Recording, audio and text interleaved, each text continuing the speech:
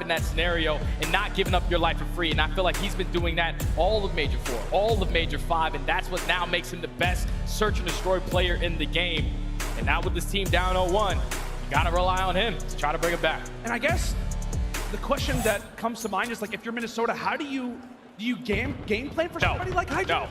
Whenever you game play for one player individually, if that one guy isn't doing what you expect him to do, your whole game plan is out the window. So you have to make sure you're playing to your team's strength. And you can already see it early into this round number run for Minnesota Rokkr. It's a default setup. Let's spread. Let's make sure no one's going on the deep flank. No one's trying to take mid-map control. And at least the first blood with them now getting the bomb down at A. Hydra looking to strike. Does not see Cammy laying on his belly. So that is a quick 2 there for the Cam man. An instant 4v2 advantage for Minnesota. And it only continues to build. P-Dog put the sniper to good use. But that is the only moment of success that you have in round 1 for New York. Minnesota, a commanding start. And that's a great tone setter right there for Rokkr. You spread map. Now New York are going to be a little bit nervous trying to hit those routes to go on those flanks. Because the way that they just came out in that round number 1. Rokkr now up 1-0. They need an answer on the defensive end because they're going up against the Subliners, who's the #1 attacking team. 74% chance at winning on the attacking side. What can Minnesota do to change that up? I think another thing that we touched on kind of in the pregame was the importance of first bloods for Minnesota, right? That has been one of their biggest issues all season long. Cammy starts it off, obviously finds the 3K, but that first blood was massive. Into round 2 we go, flipping up the sides. New York now on the attack, but it was a lovely start there for Kismet, but 2 quick trades end up favoring Minnesota in the end, and now we've got ourselves a 2v2, Attach and Fame versus Hydra and Skies. Fame already invests in dead silence as well. So he's slowly working his way up through the back alley. He's giving the info onto Attach. He's just throwing shoulders through the map, making sure the bomb doesn't go down, but Hydra, he gets that info. He's gonna put pressure over towards B. Attach just getting away with his life, playing this beautifully so far. Quite a few players investing dead silence. Hydra has a hunch! Attach! How in the world did he just come away with that? Champs Attach is something different. Wasn't here last season and is trying to show why he deserves to be in the starting lineup, deserves to be in the brightest of spots. Is he about to walk away with another? Yes! Attach just makes the plays happen. It looked to be a freebie for Hydra, but he gets the info, gets the snap, and wins the one-on-one. Then he reads the last player beautifully on Sky, super patient through back banana alley. Wins that one-on-one. Fame doesn't even have to shoot a bullet. We were asking if Attach was going to be ready for the moment. Obviously, the guy's a world champion. He showed it in map number 1, and he's not slowing down so far in map 2. It's also a lovely sight to see if you're a Minnesota fan, because it's Cammy in round 1 with the 3K. It's Attach in round number 2 that ends up coming away with the triple himself. We're talking so much about the SMGs. But right now for Minnesota, it's the ARs who are frying. Vance looking in a position to try and come away out on top, but this time it is Kismet again toward bottom Cantina that comes out on top. We'll see if New York can finally etch a round number 1 up on the board, as they will sit firmly on defense waiting for the bomb rotation. Yeah, the bomb's going to start rotating over towards B. Attach at least has some info. The players playing in towards Courtyard, but it's all going to fall into the hands of Hydra. Soul Man in towards 10. Gets a couple sound cues there around the corner, but it's not win the first gunfight. So now if you are Minnesota Rokkr, you even up the numbers. You're making it 3v3. You have Cammy watching that mid-map cross. Let's just get this bomb down. It's also another massive gunfight, Jay, that Attach wins. It's not a trade. They end up evening up the numbers, and Cammy finds another through mid-map. Every single kill that he's found has come in a spot like this. Kismet finds his second of the round, and now they're going to need him. Dead silence engaged as Minnesota have got that bomb down. 30 seconds to defend it. Kismet again with another. Now it's Fame left in a 1v2. He does have that silence, but it's not invested. He goes for the chow, wins the one-on-one, but cannot find the second onto Skies. In a perfect position to play the trade for the Subliners. They retake successfully over at B. It all started with taking down Cammy through mid-map. And then in that position that Attach was in top 10, you probably just want to play your life in that scenario. Throw a couple shoulders, don't give up your life for free. But unfortunately, he drops and then puts Fame in a very difficult situation. Skies is able to win the one-on-one to allow New York to get the first. I believe that was, I think it was it Kismet? First blood? Yeah. On 3 in total. Yep. So that's what, 3 out of the first 3 rounds, we've had somebody get 3 kills. So we'll see if that trend can continue. A lot of hat tricks so far. We'll see who can put their name up on that board. As Minnesota have got to be ready for all these nades. Everybody in the venue a little curious about what the other side of Cantina is going to look like after this round is over. Craters surrounding over toward that A site, when in reality, we're in a different spot of the map, Jay. And this is a completely different setup right here for Rokkr, because last time they played, the sole man at B was always Bance, but this time you switch it up, you put Fame in this position. So now, he's in such a crucial spot. He knows that the pressure's gonna come in towards 10. He's playing this corner. Can he find the first blood? Wonderful patience being established from Fame. New York, it just feels like they've been waiting here for such a long time. And now it's giving Rokkr the opportunity to regroup and to re-engage. Fame gifted a double, and it's a triple on top of it. Cammy delivers, Skies with the snipe. Not gonna be there. Patience pays off here in round 4.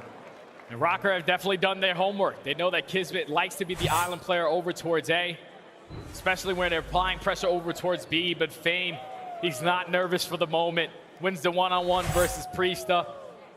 Finds the second onto Hydra.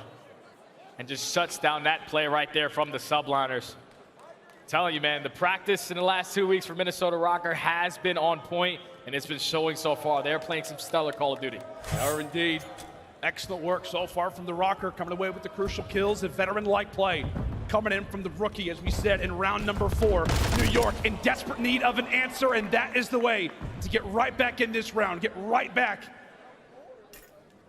on this map. An instant 4v2, but you still have Attach and Cammy alive. This next kill very well could dictate how the remainder of it goes. Aggression there from Hydra established, and from there, it is all up to Attach. Now a 1v3. Can't cut him out, though. Can't cut him out. He finds the first kill onto Hydra. That's the most important one, but Priesta with the repositioning takes control of the middle of the map. They trap Attach. And New York Subliners with the aggression over towards Hedge. They're able to stop the bleeding 4 now. But what a scary gunfight right here for Hydra. He's able to win it versus Cammy. Throws down a couple shots to Attach to try to play his life as long as he can, but his teammates eventually find that final kill. Subliners down 3-2. I think of that moment, right? If you're Hydra, you're just like, you're looking at that scoreboard. Well, obviously he's not, but we are. We're seeing he's got, he's 1-4 right now. We talked about it. He has been unbelievable in Search Destroy as of late. Props to the Minnesota Rokkr. Well, obviously not allowed for him to have any of those crazy sprees, but just felt like in that kill where he wants to go through the doorway, he's just trying to get going. Trying to get a little bit in sequence. As now into this next round we go. Minnesota once again answering off the rip, and it's Cammy with another first blood, Jay. Oh, Cammy takes down Priesta. Such a crucial fight because we pay attention to your mini-map. Hydra already invested that dead silence. He's gonna be behind them in through dark, and he is gonna get spotted by Fame. He gives the comm to Attach. They take down Hydra. Now it's a 4v2. Skies does take down 1, but the trade is there. Now it's all left up to Kismet. Minnesota Rokkr on the back of the first blood. Play for the information. Allow the teammates to help each other in those scenarios and walk away with the round again. Now up 4-2. And how about you, Jake? But it kind of builds upon the point that we made last round, where it feels like Hydra's trying to get going. He's trying to make plays. We talk so often in SD about how at times it can be Kismet who's the one making flanks. Hydra's like, no, I'm going to go ahead and do this. Invest that dead silence as you talked about, and he has shut down again. Minnesota have absolutely done their homework. They have been waiting eagerly for this series. And as we said, the last match that they played at Major 5 was versus this New York team. And so with that in mind, they've got a lot of research to work off of. Into the next round we go. And thankfully for Minnesota, you have got nobody here at this B site. Yeah, there's no one over towards 10, but at least Skies is able to get that shoulder in and spot them on the left side of the map. So his teammates know where the pressure are coming in, but everyone's going to be late off the rotation. They're still thinking that the pressure's going to be over towards Cantinas, but the bomb is going to get freely painted for Minnesota Rokkr. Now it's a 4v4 retake with 45 seconds.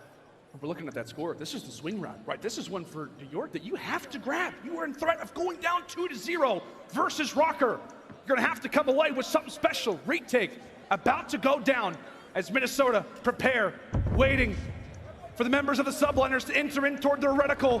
Can they walk away with the first blood? No! Hydra! An excellent answer! Dives right on in, but it's Bance who's there to trade. One last player alive, Priesta! 15 seconds to go. He's gonna pull off something amazing. Pull off a continues to tick, and this will be the round. Minnesota now up 5-2. That's just a perfect play call right there for Rokkr. They apply the pressure over towards 10. I thought Skies, when he threw that shoulder, he was going to give the info to his teammates so they can slowly start to work that retake a little bit earlier. But by the time they applied pressure to get in towards the site, you saw Attach, he was all the way across the map watching that deep flank. He finds the timing to reposition through the middle of the map, find that first blood, and start off right in the trade engagement. It leads to Minnesota winning the round and now finding themselves at game point. New York have to figure something out because Minnesota, they are making the adjustments, and it might be a nade to do it. Play was touched on how many free nades that we're going to see so far. Not a ton on Mercado, but how in the world does that gunfight not get finished off? We'll leave that for later time. P-Dog with the snap. And now it's all up to Fane. Makes it a 1v2. Still plenty of time on that clock, but it's about to go down. Now 45 to work with, 2 players to face off against. This is not going to be an easy site to retake, but he's got information. Does not work out. New York able to stay alive for the moment. Yeah, big nade to start it off, man. They needed that one to start off with that first blood. You apply the pressure over towards Hedge. You come in on top of the majority of those engagements, and then Fame in the 1v3 does take down one, but once the bomb is down, Skies gets that info that he's applying the pressure through tunnel, Priesta through top balk. Go for the double team, Chow, to stay alive a little bit longer in this search and destroy. So now the Subliners are down 5-3. But just the way that Minnesota Rokkr have been playing on the attacking rounds, some pressure over towards A, some pressure over towards B. If you're the Subliners, it's got to be a full-on split. Well, Jay, it's a lot of stuff that you talked about the last time these teams faced off, right? I mean, so many looks is what really won New York the game so far for Minnesota. It's been the exact same. Nade over the top, gets Hydra out of the fight. Well, Vance is shooting dead bodies. It just feels like with Hydra, you got to put in an extra few bullets just to make sure that the man is down. Trades continue to go back and forth, but this time it's Fame who falls. New York even up numbers. Yeah, it's a 3v3, and you have Kismet. Already runs out of that dead silence. He's working that deep flank to try to take down Cammy. But time is starting to tick. Cammy gets the right timing. He takes down the first, but Kismet's there for the trade. 25 seconds, 2v2. And right now for Minnesota, you have the information. You know they can only come in from one of 2 ways. Attach watching one angle, Vance watching the other. It's a crossfire, but now it's a 1v1. Vance is there to deliver. And Rokkr now firmly in control. Now up 2-0 in the series. Just like we all predicted, Jay.